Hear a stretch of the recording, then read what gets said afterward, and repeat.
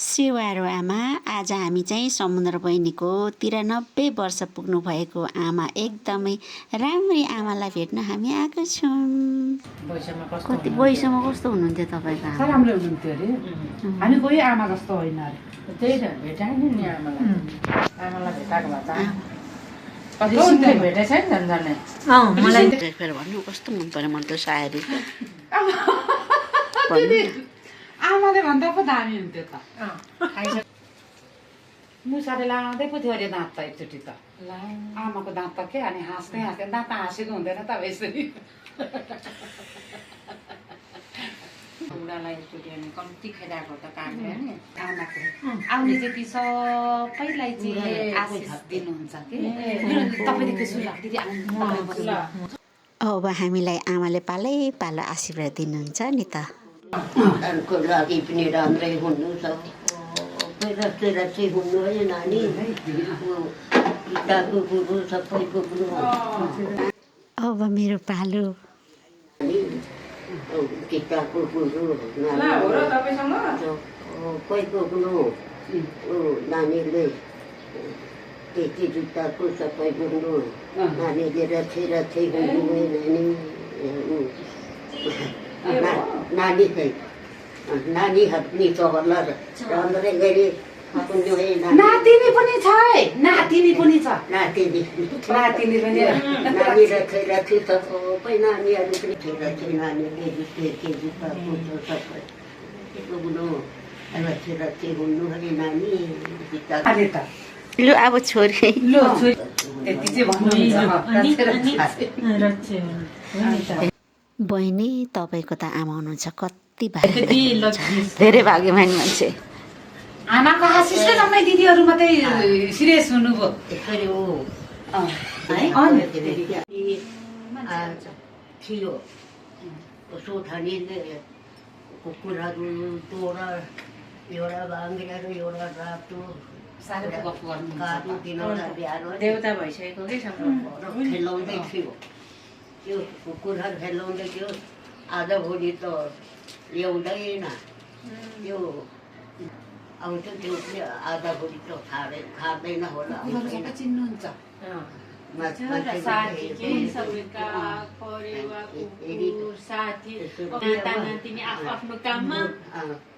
कोरियामा त्यो कहिले आउँदैन। कोरियामा मान्छे आउँदा कति खुसी। कोरियामा मान्छेहरू आउँछन् त्यो कोरियन मान्छे आउनु थालेकै भन्दै थियो। आज त बिहान पनि आएको थियो। अहिले यहाँ बसेर चाहिँ भन्नुहुन्छ समय पठाउने जुक्ति अनि अब कोही हुँदैन साथी अनि मेरो आमाको चाहिँ टिभी खाली टिभी हाम्रो आमाको त्यो ट्याबमा त्यो पालाम अनि पालाम चाहिँ फेरि भन्नुहुन्छ नि काम सुन्नुहुन्न ढाका साडी लाएर यसो ढाका टोपी लाएर उभिएपछि आमाको सक्यो क्या कथा केही चाहिएन।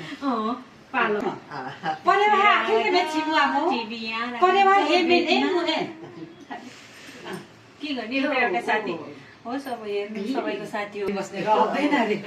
कहिले त अब छोराले दिनु पाउँदैन माथि हतार गयो भने फाट माथिल्लोमा राख्छौँ फेरि सर्छौँ माथिल्लोमा राख्छौँ त्यसो गर्दै कालो किन्छौँ कि हात किन्छौँ। लु परेवा दिदीको फेभरेट कहानी आयो है। हात खानु हौनु दाइ नहोग्नु है परेवा हात यसरी किन्छौँ कि त्यो खानु कोही त हराउँछ कि जेला सक्दैन होग्दैन। परेको पछाडि खाने हात पनि होग्नु त हुँदैन है। तङ्गो हुनुपर्छ बाटो हुनुपर्छ टुङ्गामा गाह्रो होग्नु है नहोगी जान्छ है। हौ परिवारले नि कस्तो आमाको भाषा बुझ्ने के है। खाँदै यसरी बुढी मान्छेले सोध्नु सक्दैन खाँदै हजुर खाएर जान्छ हक्दैन ठुलो हुँदैन हुँदैन पनि हजुर अब त्यो खान्छ परेवाले खाएर खोक्दैन हक्दैन हक्दैन ए हक्दैन हक्दैन खोक्दैन ए अब त्यही भनिराख्छौँ कि परेवा आउनु हुँदैन है भन्दै बुढी मान्छेले सोध्नु सक्दैन भन्नुहुन्छ अरे अनि हक्दैन अरे कुरा सुनिहाल्छ सुन्छ होइन पशुले पनि त्यो उनीहरूको आफ्नो भाषा कसैले बोलेको आत्मा आत्मा के बुझ्छ अरे है अनि आमाको चाहिँ बानी छ कि बानी। अँ। परेला खाएर फेरि कोही नहगाए कसै आउनेहरू चाहिँ अब अलिक सोहोर्नु तल सक्दैनौँ तलै है जान्छ। भनेपछि अनि नहक्ने माथि निक्लेन परेवा भनेर 3जना मात्रै जिउँदो 4जना बितेको रहेछ यहाँ छ अरे नि तपाईँ ए औषध देखाउँदैछ है आज भोलि बिमार लागेपछि छोराले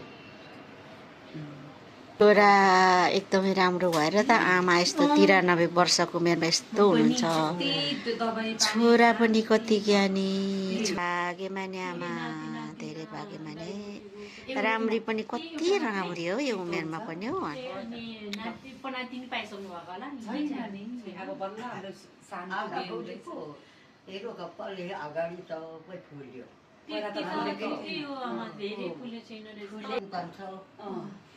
पिस जान्छ फेरि अरू फाती हुन बनाउँछ बिहान पनि बनाउँछ छुट्टीको बेला अरू सबै थोक गर्छ काम काम साह्रै गर्छ कस्तो राम्रो बुहारी छिटो पनि अब अफिस पनि गर्ने सबै बिहान अब छिटो जान्छ कि कहिले अलि ठिलो जान्छ त्यो छोराले यसो भन्छ अब यहाँ छोरी आउँदा त अब छोरी आउँछ र याद गर्छ भन्छ छोराले लु आमा माथि नजानु लोड छ हो नि टेन्सन हुन्छ